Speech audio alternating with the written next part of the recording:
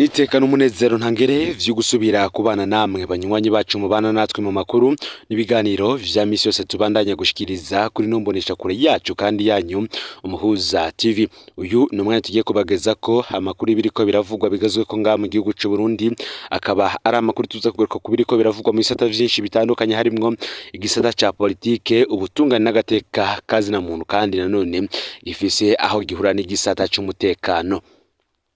Turaza kugaruka kuri amwe mu makuru ariko aravugwa mu kubiriko biraba hagati y'ibihangange bikomeye cyane mu mugambwe uri ku butegetsi CNDD FDD mu nzego z'umutekano no kwivuna abansi ndetse no mu rwego rw'ubutungane.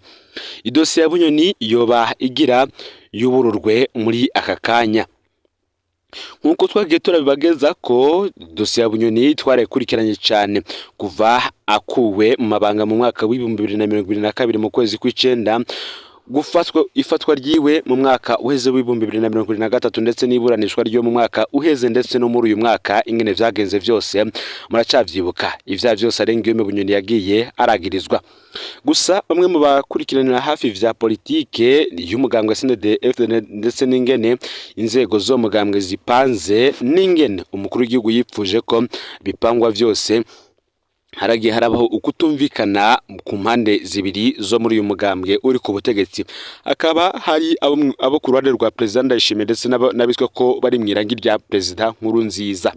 Abo ku ruhande rwa President Ndayishimiye ipfungwa rya Bunyoni bo baribonyemwo nk'intsinzi ikomeye cyane, kuko atakindi gihangange cari gisigaye cari kuja kirabaraba nabi canke se kikabatera ubwoba uko bishakiye. Gusa kuri ubu abo ku ruhande rwa President rwa Murantunga, abo ku ruhande rw'abitwa ko bari mwirage rya President Nkurunziza, nico gitsindo ca mbere bari batsinzwe na President Ndayishimiye, kuko umutwe wabo wari umaze kujanwa hagasigara abandi batazi ico bari bukore canke bari bureke. Abenshi rero baravye ingingo zagiye zirafatirwa muri urubanza rwa Arengiyome Bunyoni, benshi baragize ubwoba ndetse bikanavuga ko hari abagiye baraterwa ubwoba, bamwe baraja no gusakwa mu ngo zabo, aho harimo nka Reverend Ndikuriyo Gerard Ndabiraba arongoye inama nshinga amateka. Gusa nubwo bivugwa ko we nyuma yagiye kwidekarara ku mukuru w'igihugu kugira ngo ase n'uwiyeza, abandi bobo ntibashimye kujayo. Aho mu basatswe hakazamwo uwahoze ari umuhuza w'abarundi Edouard Nduwimana na ndetse n'umukuru w'inama nkenguza amateka Pastor Emmanuel Sinzohagera n'abandi bategetsi bagiye batandukanye bagiye baratumwa ko mu biro kwa President Ndayishimiye kugira ngo baje kwisigura. Baravye rero ukutumvikana kuri mu mugambwe, bakaraba amatora yimirije kuza mu mwaka uza w'2025 ndetse abategurira kuzoja amatora ku matora y'umukuru w'igihugu mu mwaka w'2027. President Ndayishimiye yaripfuza ko abanyamugambwe bose bafatana mu nda. Aho rero hakaba haranurwanirwa amakuru ko Bunyoni yoba agiye kurekurwa. Muti ivyo twabikuye ayo makuru tukaba twayakuye mu isoko ryacu ryo kwizana, nkuko tugira tuze tubageze ko mwidonido. Aho rero ufite subscribe canke sabone niba utari wafite nako kugira ngo tujicekanwa nadushikiriza, usangize ano makuru bagenza aho bari hose kugira ngo nabo bajara mu bambere abashikirwa n'ivyo tuba turiko turabageza ko yoba ibivuga muri politike, agateka kazina muntu, imigenderanire n'andi makungu ndetse n'ibindi vyinshi bitandukanye. No Umuhuza TV ndabaye kaze muri ano makuru. Ingingo y'ipfungurwa rya Arengiyome Bunyoni yoba ariyo iriko irahanwa cyane kuri WhatsApp ndetse n'izindi mbuga zikoreshwa na bamwe mu bategetsi bakomeye cyane ndetse n'abagumyabanga bakomeye cyane mu mugambwe CNDD FDD. Kuba rero mu minsi iheze twarabagejeje ko amakuru y'inama rukokoma y'ibihanganye vya CNDD FDD, akaba ari amakuru twakuye hafi y'abegereye President Ndayishimiye, yemeza ko haba inama idasanzwe hagati y'abajenerali bahoze bagwana muri CNDD FDD, ikaba ari inama yabereye iwabo kwa President Ndayishimiye mu Kibimba muri commune Giheta.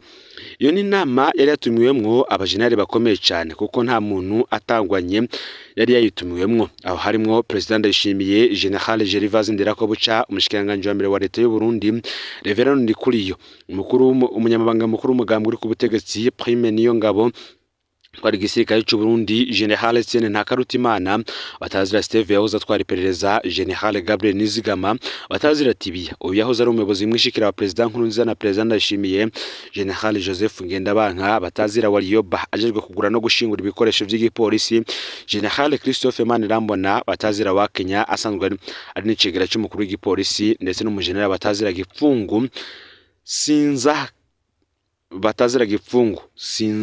Sinzakaraho Joshua Tanaze yahora mu serukirizi bw'u Burundi i New York, ndetse na General Emmanuel Miburo komatera atwara ANSS, General Leonidas Ndaruzani yatwara kabine polisi ya President, ndetse na General Silas Nigurirwa atwara kabine militaire ya President n'abandi. Nkuko tuza kugaruka n'ubundi kuri aba bagabo mu yandi makuru yacu aza muri iyo nama yari yatumwiwemwo abo ba generali, harimwo General Gabriel Nizigama batazira Tibia na General Etienne Ntakarutimana batazira Steve, ngo cari ikimenyetso cerekana ko bishoboka ko iyo nama yari ifise intumbero yo guheza indyane zimaze igihe hagati y'ibihangange vya CNDD FDD. Kuva General Alain Guillaume Bunyoni afashwe, General Nizigama na General Ntakarutimana bakwe nabo mu mabanga mu mwaka w'2022 hakurikirwa n'ifatwa rya General Bunyoni muri ndamukiza umwaka w'2023. Icuka rero cagumye kiba kibi cyane hagati y'ivyo bihangange, mbere binatuma banywanyi ba CNDD FDD haguma ibihuha bitangwa mu ntamatama ko President Ndayishimiye ashobora gutembagazwa umwanya wari wo wose. Izo nzankano rero zarateye ubwoba President Ndayishimiye kuva hatangwe kunugwanugwa ko General Gervais Ndirakobuca na Reverend Ndikuriyo nabo bari mu biyunze ngo bagwanye President Ndayishimiye, gutuma ko ibihangange byose ku rugo rwiwe mu Kibimba.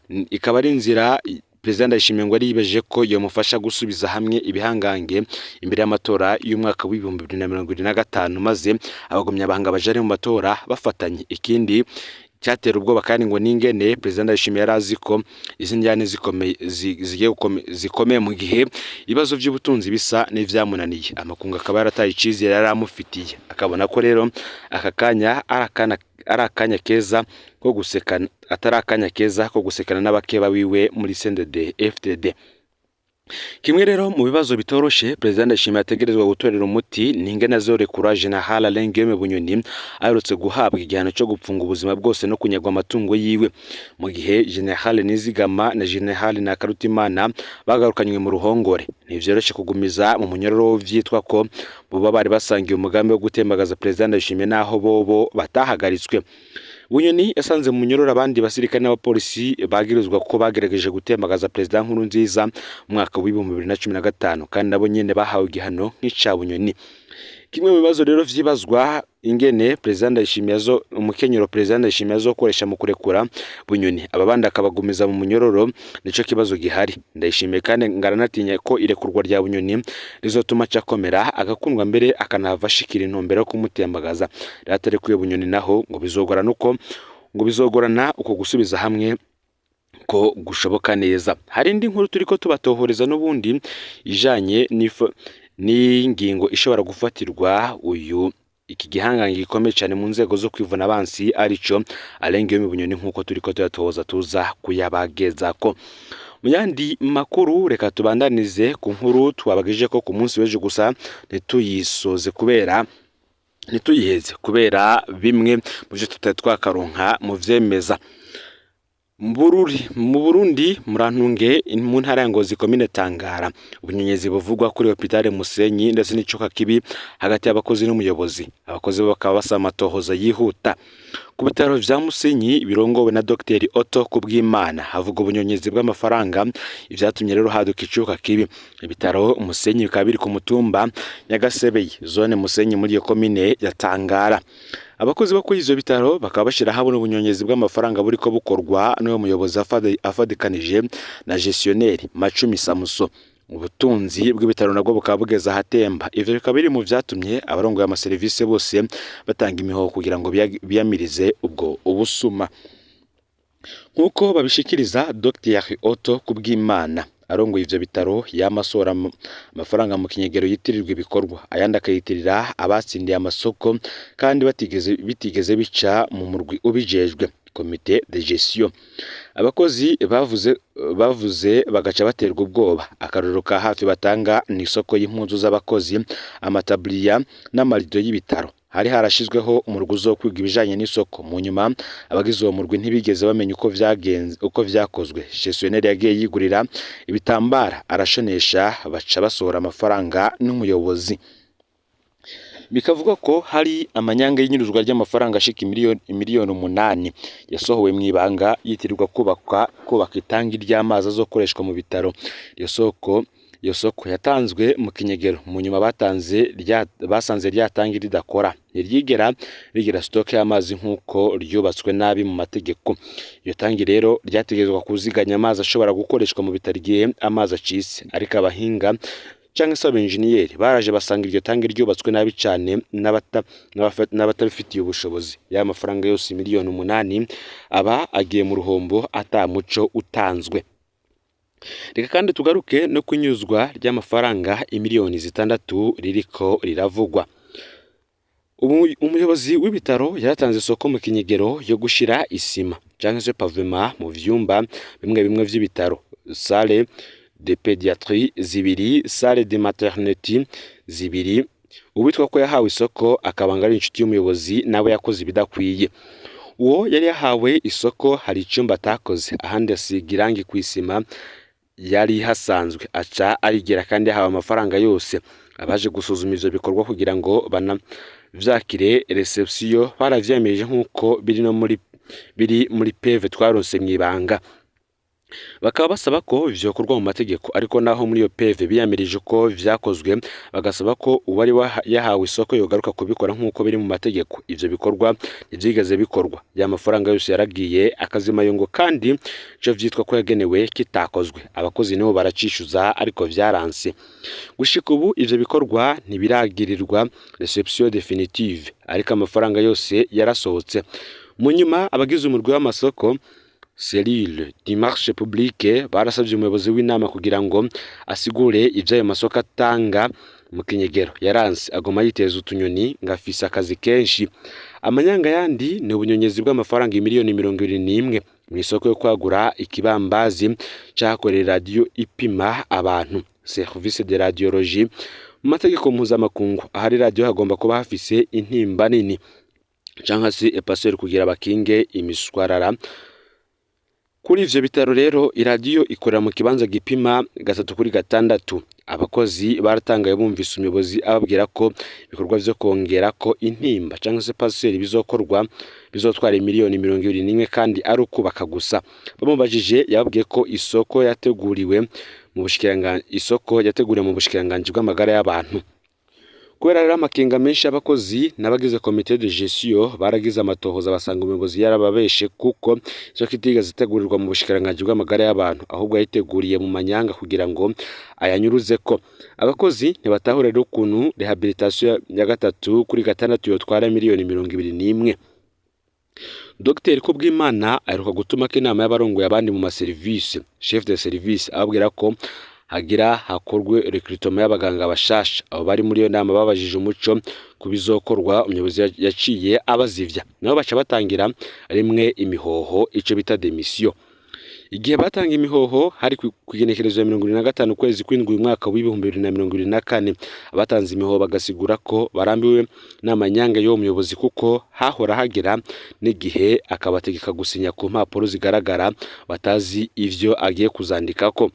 Inyuma yo gutanga imihoho baciye batangura guterwa ubwoba. Mu kubatera ubwoba rero umuyobozi yavuga ko naho ivyo bamwagiriza vyo muhitana nawe atazobura uwo ahitana muri bo. Mu nyuma umuyobozi yakoze amanyanga acanishimwe abakozi bamwe abaha igiturire, aca bagena gusubirira abatanze imihoho kuko serivisi zari zimaze igihe zidafise abazitwara. Ubu kuri ivyo bitaro vya Musenyeri, Murantunge, vya Musenyi harangwa icuka kibi cyane hagati y'uwo muyobozi n'abakozi kubera ayo manyanga. Abakozi bakaba basaba ubushikiranganje bw'abakozi n'akazi kurungika vyihuta umurwi ukora amatoza kugira ngo uwo muyobozi na gestionnaire basubize amafaranga bamaze gusahura.